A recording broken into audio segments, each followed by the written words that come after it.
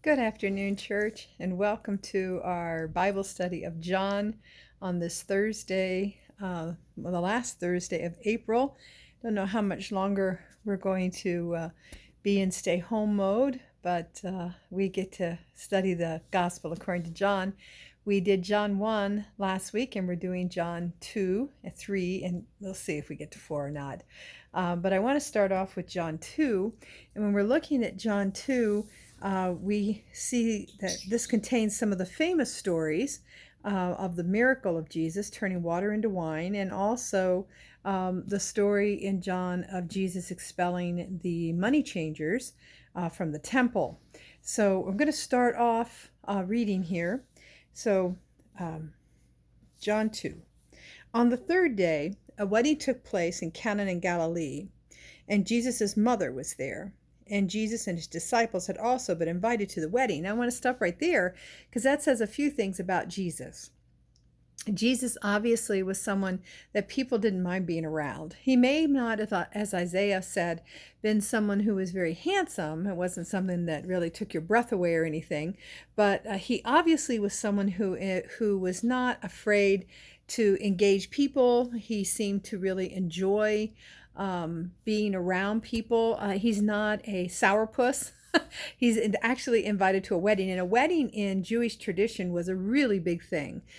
It was a huge thing, actually, and the party for the wedding would sometimes go on for days because guests invited, would come from very far away, so they wanted to wait until people actually got there. And so there was this tradition that days before the actual ceremony took place, people were entertained by the couple, the couple that was getting married. They hosted the party, and they would have wine.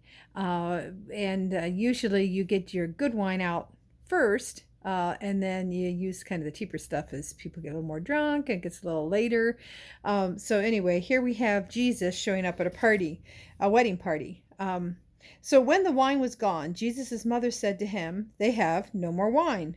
And Jesus says, "Woman, now before you think he's being insulting to his mother, remember at the foot of the cross, he will turn to John and Mary, and he will say, 'Mother, this is your son. Son, behold your mother.'" So woman is just, it's not like an insult, as we might think, or disrespectful. It's just a way of calling her. "Woman, why do you involve me?" Jesus replied. "My hour has not yet come." He knows that it's not quite the time for him to reveal who he is, and this miracle might give it away. So he says, his mother said to the servants, now see, this is fascinating because Mary trusts him so much that she turns to the servants. Now, this is interesting too. Mary, Jesus, and the disciples are a guest at this wedding. And so a lot of people wonder, well, why is Mary worried about this? What is so concerning of her?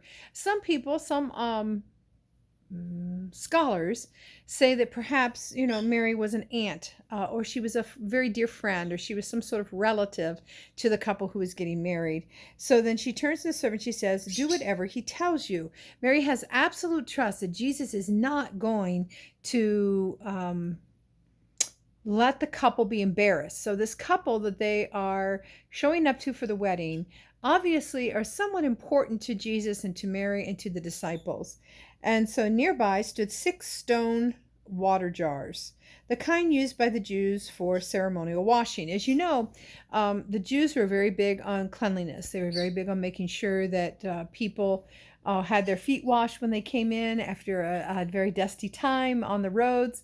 And so these 6 large jars were relatively large jars. They would hold quite a bit of money. In fact, water. So let's see. I actually turned that, wrote that down, how much it's 6 jars of water, purification. In fact, they say that this would be amazing how much he actually was. I'm trying to find my notes on how big these jars were. They're shoot, I can't find it. Oh, I'm sorry, church. Anyway, they're quite substantial jars of water. It's not like just a little vase or anything of it, or even a gallon jug. They're quite large. Oh, here it is. It's in the word itself. Should have read on. Each holding from 20 to 30 gallons. Okay, now look at this. 6 stone jars, 20 to 30. That's 120 to, do the math, 180 gallons of water. Okay, and so Jesus said to the servant, "Fill the jars with water." So they filled them to the brim. Then he told them, "Now draw some out and take it to the master of the banquet." They did so. And the master of the banquet tasted the water that had been turned into wine. See that? He turned it all into wine. All 120 to 180 gallons of water he turned into wine. Unbelievable. He did not realize where it had come from, though the servants who had drawn the water knew. Then he said to the bride, he took the bridegroom aside and he said, "Everyone brings out the choice wines first and the cheaper wine after the guest has had too much to drink. But you have saved the best till last." Jesus not only just turned water into wine, he turned it into really good wine. Now, there's a couple of things here to note in terms of symbolism. The water does represent ceremonial washing. Some scholars say it might even be referring to baptism. And then, of course, the wine is in reference to eventually what will be Jesus's blood and what we will eventually have as the new covenant communion. So when what Jesus did here in Cana of Galilee was the first of the signs through which he revealed his glory, and his disciples believed in him. So up until now, the disciples were following him. They found him fascinating, obviously, but and his disciples believed in him. This miracle was one that actually attested to who he was and the power that he could control.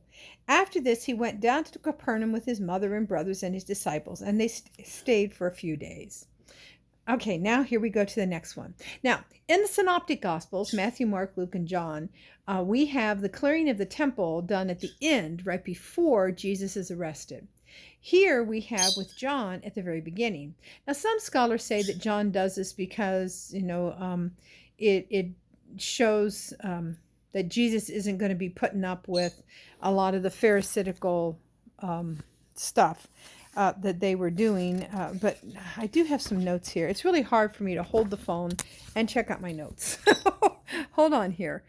Here we go. Let me give you my notes first, then we'll go back into the text. John 3, 1 through 6, and some of the notes I have is that hold on. Wrong one. John 2. Here we go. Tell you what. Okay, John places Jesus' clearing of the temple early. Most scholars say that this was probably that there were two clearings of the temple. Jesus' anger was not because of the money itself. That's very important, and we'll read into this in just a little bit. Pilgrims could not easily travel with sacrificial animals, so it made sense to provide them near the temple. What bothered Jesus was, and listen to this, it wasn't the money itself. It was the way in which business was being done. You see, the merchants were gouging people to make a profit. And the emphasis on making money instead of serving was just totally unacceptable to Jesus.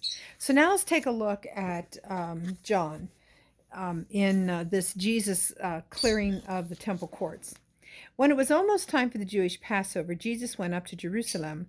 In the temple courts, he found people selling cattle, sheep, doves, and others sitting at tables exchanging money.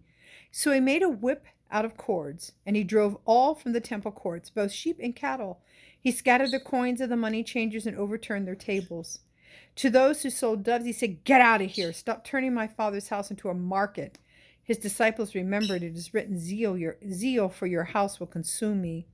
The Jews then responded to him, "What signs can you show to prove your authority to do all this?" And Jesus answered them, "Destroy this temple, and I will raise it again in 3 days." They replied, "It has taken 46 years to build the temple, and you're going to raise it in 3 days?" But the temple he had spoken was of his body. After he was raised from the dead, his disciples recalled what he had said. Then they believed the scriptures and the word that Jesus had spoken. Now, while he was in Jerusalem at the Passover festival, many people saw the signs he performed and believed in his name. But Jesus would not entrust himself to them, for he knew all people. He did not need any testimony about mankind, for he knew what was in each person. So we're going to be talking about this. Notice that in this case, he doesn't talk about my Father's house as a house of prayer. He's talking about the fact that you've made it into a market. And so that's a lot of reasons why a lot of scholars say that there are two cleansings. This one is early. Remember, Jesus was with his disciples for 3 years. They probably were the Passover all 3 years because And that would have been the tradition for Jewish people to go to Jerusalem for the Passover. So this, at first, when people said it was near the Jewish Passover, everyone said, "Oh, this must be the same clearing of the temple that happens in the Synoptic Gospels." Since then, a lot of scholars have said, "No, that's not necessarily so. This one's very different." His focus here is that you've made it into a marketplace. He's upset that they're not respecting what the temple is supposed to be. Now, a little further, he says, "Destroy this temple and I will raise it in 3 days." Here he is referring to the future. In the future, he will die and be raised in 3 days. And so the temple he's talking about is his body, his own body. So this concludes John 2. Let me double check some of my notes in John 2 and make sure I haven't forgotten anything that I had in my notes. No, I think that's all of it right now. So this is the first section of our Bible study. This is John 2, and then I'll come back with another little snippet for John 3. God bless you, and so glad you're joining us today.